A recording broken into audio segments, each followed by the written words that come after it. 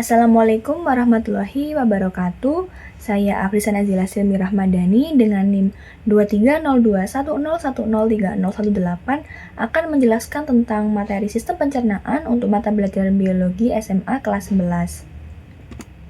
Nah, di sini ada tujuan pembelajaran. Setelah mengikuti proses pembelajaran, peserta didik itu diharapkan mampu yang pertama, mengidentifikasi organ-organ penyusun sistem pencernaan manusia beserta fungsinya dengan tepat. Yang kedua, menjelaskan mekanisme pencernaan makanan secara mekanik dan juga kimiawi dengan benar, lalu menganalisis struktur dan fungsi kelenjar pencernaan yang berperan dalam proses pencernaan, kemudian mengidentifikasi berbagai gangguan atau penyakit pada sistem pencernaan serta upaya pencegahannya. Nah, di sini apa sih sistem pencernaan itu? Jadi sistem pencernaan adalah sistem dalam tubuh yang bertugas untuk mengolah makanan yang masuk ke dalam tubuh menjadi zat-zat yang lebih sederhana, sehingga zat-zat ini dapat diserap dan digunakan oleh sel-sel dalam tubuh. Di sini ada gambar sistem pencernaan. Nah, ada mulut yang pertama, jadi makanan itu masuk ke dalam mulut terlebih dahulu. Setelah itu menuju ke faring, lalu ke esofagus, di mana dari esofagus ini akan dihantarkan menuju ke lambung. Nah, di lambung ini itu akan dilakukan pencernaan secara mekanik dan juga secara kimiawi menggunakan bantuan enzim. Lalu setelah dari lambung menuju ke bagian usus halus. Nah, di usus halus ini terbagi menjadi 3 bagian. Itu ada usus 12 jari, usus kosong, dan juga usus penyerapan. Nah, di usus penyerapan inilah di mana nantinya nutrisi-nutrisi yang dihasilkan oleh makanan itu akan diserap oleh tubuh. Lalu setelah itu masuk ke dalam usus besar yang berwarna hijau ini. Kemudian di usus besar ini tuh dilakukan penyerapan mineral dan juga air-air sebelum nantinya sisa metabolisme tubuhnya itu atau sisa-sisa makanannya ini tuh dikeluarkan melalui anus seperti itu. Nah, fungsi sistem pencernaan bagi tubuh sendiri itu ada beberapa. Yang pertama untuk menerima makanan atau ingesti, yang kedua mencerna makanan, lalu menyerap nutrisi, menggunakan nutrisi untuk metabolisme dan mengeluarkan sisa makanan. Nah, yang pertama ada organ mulut. Jadi mulut ini tuh terdiri dari beberapa struktur, yaitu ada gigi, ada lidah, dan juga ada kelenjar ludah. Nah, fungsi mulut sendiri itu untuk mengunyah makanan, mencampur makanan dengan saliva atau air ludah, dan memulai pencernaan karbohidrat. Di mulut sendiri itu ada enzim yang bekerja, yakni enzim amilasa atau petialin, yang fungsinya untuk mengubah amilum atau pati menjadi maltosa. Kemudian di sini, makanan dari mulut akan disalurkan ke dalam faring. Nah, faring ini tuh adalah saluran penghubung rongga mulut dengan esofagus, terdiri dari otot-otot faring dan juga terdapat epiglotis, di mana epiglotis ini tuh nantinya akan menutup secara otomatis agar makanan itu tidak masuk ke dalam sistem pernafasan. Nah, fungsi faring sendiri itu untuk jalur lewat makanan dari mulut menuju esofagus, membantu proses menelan makanan, dan epiglotis yang ada di faring tadi itu akan otomatis menutup saluran pernafasan saat menelan makanan. Nah, di faring ini tuh tidak ada enzim yang bekerja. Lalu dari faring, makanan ini tuh akan menuju ke esofagus. Nah, di sini gambar esofagus itu ada di sini. Jadi dari mulut, kemudian ke faring, lalu ke esofagus. Jadi esofagus ini tuh adalah tabung berotot dengan panjang kurang lebih 25 cm, dindingnya tersusun dari lapisan mukosa dan otot polos, serta memiliki sfinkter atas dan juga sfinkter bawah. Kemudian fungsi esofagus ini untuk menyalurkan makanan dari faring menuju ke dalam lambung. Nah, di faring ini terdapat gerakan yang namanya gerakan peristaltik atau gerakan meremas makanan agar makanan tersebut bisa sampai ke dalam lambung. Nah, selain itu esofagus itu juga berfungsi untuk mencegah makanan agar tidak kembali ke dalam mulut. Dan di dalam esofagus sendiri itu juga tidak ada enzim yang bekerja. Nah, lalu ada lambung. Makanan dari esofagus akan disalurkan ke dalam lambung. Nah, lambung ini tuh tersusun atas beberapa bagian, yaitu ada kardia, ada fundus, korpus atau badan lambung, dan juga pilorus. Jadi bagian kardia itu bagian yang sebelah sini, kemudian ada fundus di sini, lalu ada badan lambung yang bagian paling besar, lalu ada pilorus bagian sini. Nah, fungsi lambung sendiri itu untuk menyimpan makanan sementara, mengaduk makanan menjadi kimus, mencerna protein, dan membunuh mikroorganisme dalam makanan. Mikroorganisme yang berbahaya dalam makanan. Nah, kemudian enzim-enzim yang bekerja pada lambung itu ada beberapa. Yang pertama ada pepsin untuk mengubah protein menjadi pepton, lalu ada renin untuk mengupalkan protein susu, ada lipase untuk menguraikan lemak jadi asam lemak dan juga gliserol, serta ada HCl. Namun HCl ini tuh bukan enzim. tapi zat yang berfungsi untuk mengaktifkan pepsinogen menjadi pepsin dan untuk membunuh bakteri. Nah, kemudian makanan dari lambung itu akan disalurkan ke dalam usus halus. Nah, di usus halus sendiri itu terdiri atas usus 12 jari atau duodenum, usus kosong atau jejunum, dan usus penyerapan atau ileum. Nah, usus 12 jari atau duodenum ini itu berfungsi sebagai tempat masuknya empedu dan getah pankreas, dan usus penyerapan atau ileum itu memiliki fili dan juga mikrofili yang berfungsi memperluas permukaan penyerapan nutrisi. Jadi di dalam usus halus ini itu tempat pencernaan kimiawi yang paling utama, dan usus halus ini itu berfungsi sebagai tempat untuk menyerap nutrisi hasil pencernaan ke dalam darah, menyelesaikan pemecahan protein, lemak, dan juga karbohidrat.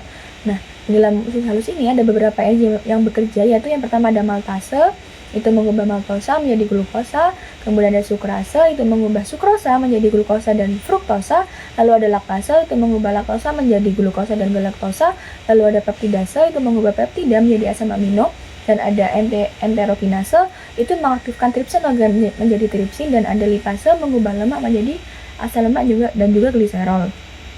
Dan di sini bisa dilihat di gambar, ini tuh ada beberapa bagian usus halus, ada duodenum atau usus 12 jari dan juga ada jejunum serta ada ileum. Nah, kemudian setelah makanan itu dari usus halus, makanan ini akan menuju ke usus besar. Nah, di dalam usus besar ini tuh air yang terkandung dalam makanan dan juga mineral itu akan diserap kembali oleh usus besar. Jadi usus besar ini itu terdiri dari sekum dan juga kolon, mengandung banyak bakteri baik, dan fungsinya itu untuk menyerap air dan juga mineral, membentuk feses, dan menjadi tempat hidup bakteri usus. Nah, pada usus besar sendiri itu tidak ada enzim yang bekerja. Jadi di sini nanti makanan setelah dari usus halus akan menuju ke usus besar. Nah, nantinya akan disimpan sementara di rektum sebelum dikeluarkan melalui anus. Kemudian ada rektum. Nah, rektum ini adalah bagian akhir dari usus besar, dan dindingnya itu dapat merenggang untuk menampung feses sebelum dikeluarkan. Jadi fungsinya sendiri itu untuk menyimpan feses sementara dan memberikan sinyal ke otak ketika rektum itu sudah penuh. Dan pada rektum ini juga tidak ada enzim khusus yang bekerja. Kemudian ada anus, itu merupakan bagian akhir dari sistem pencernaan tubuh, di mana terdiri dari sfinkter anus internal dan sfinkter anus eksternal. Kemudian fungsinya untuk mengontrol pengeluaran feses dan sebagai jalan keluarnya feses dari dalam tubuh. Di dalam anus sendiri tidak ada enzim yang bekerja. Nah, di sini ada organ pelengkap sistem pencernaan. Jadi selain organ-organ pencernaan tadi, di sistem pencernaan itu ada organ pelengkapnya, yaitu ada hati dan juga pankreas. Jadi hati menjadi organ pelengkap karena memproduksi cairan empedu yang diperlukan untuk pencernaan lemak.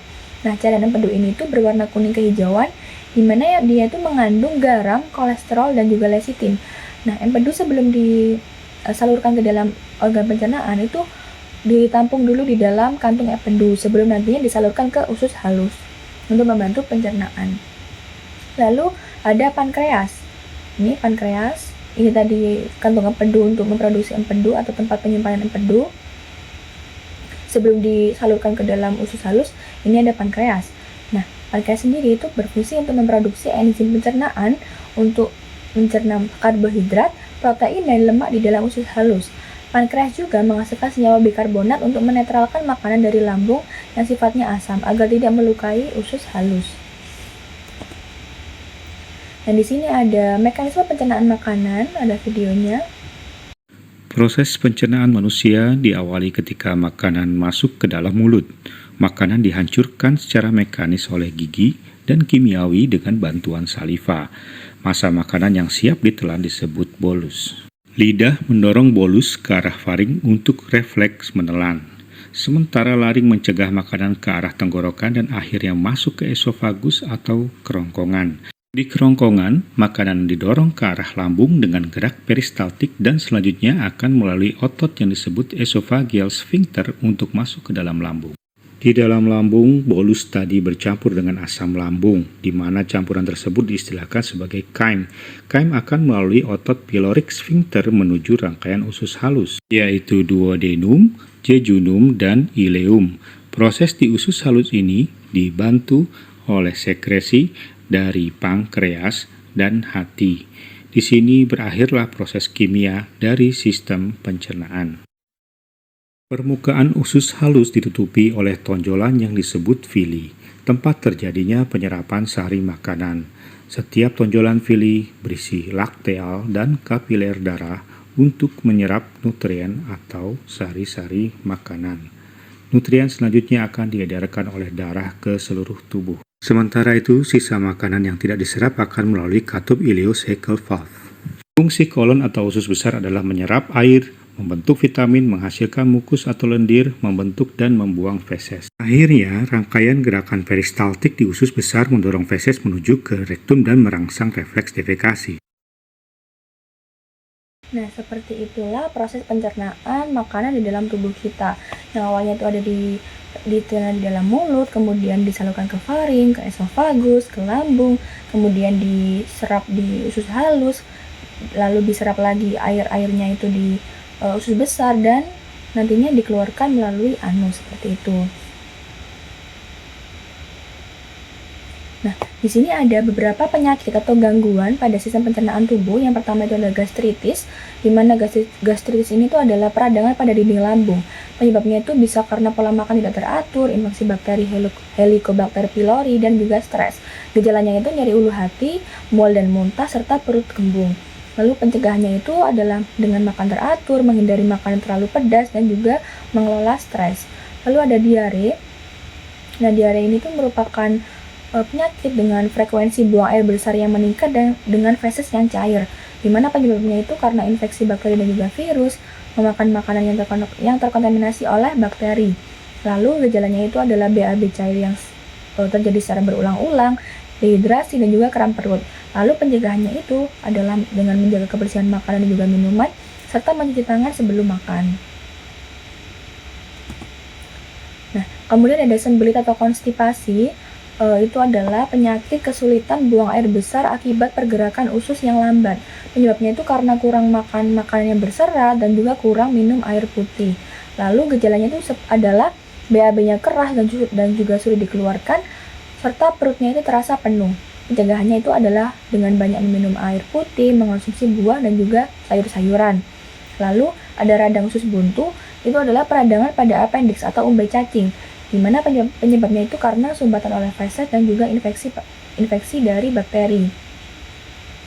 Nah, gejalanya sendiri itu seperti nyeri perut bagian kanan bawah, demam, mual, dan juga muntah. Penanganannya sendiri itu umumnya memerlukan operasi untuk pengangkatan appendix. Nah, di sini ada kesimpulan. Jadi, kesimpulan dari materi sistem pencernaan di hari ini adalah sistem pencernaan adalah sistem dalam tubuh yang bertugas untuk mengolah makanan yang masuk ke dalam tubuh menjadi zat yang lebih sederhana, sehingga dapat diserap dan digunakan oleh sel-sel dalam tubuh. Lalu, organ saluran pencernaan itu terdiri atas mulut, faring, esofagus, lambung, usus halus, usus besar, rektum, dan juga anus. Pencernaan mekanik itu terjadi terutama di dalam mulut dengan cara pengunyahan menggunakan gigi atau dengan bantuan gigi, dan juga lambung, pengadukan makanan. Lalu pencernaan kimiawi itu berlangsung dengan bantuan enzim pencernaan yang memecah zat makanan menjadi molekul yang lebih sederhana.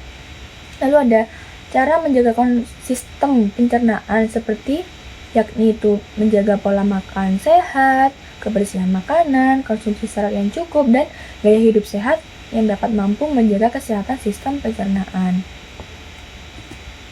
Nah, cukup sekian penjelasan dari saya mengenai sistem pencernaan. Semoga bermanfaat, kurang lebihnya mohon maaf. Wassalamualaikum warahmatullahi wabarakatuh.